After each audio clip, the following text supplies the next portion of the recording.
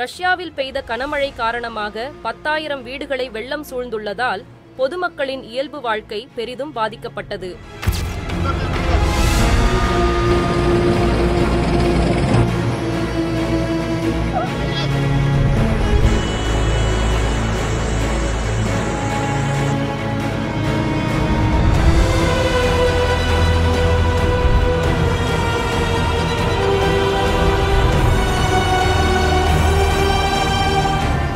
ரஷ்யாவின் சைபீரியா பிராந்தியத்தில் கடந்த சில நாட்களாக கனமழை பெய்து வருகிறது. இதனால் அங்குள்ள பல ஆறுகளில் வெள்ளம் பெருக்கெடுத்து ஓடுகிறது. குறிப்பாக ஓர்க்ஸ் நகரில் உள்ள அணை உடைந்து தண்ணீர் வெளியேறியது. எனவே அங்குள்ள பல நகரங்கள் வெள்ளக்காடாக மாறியுள்ளன.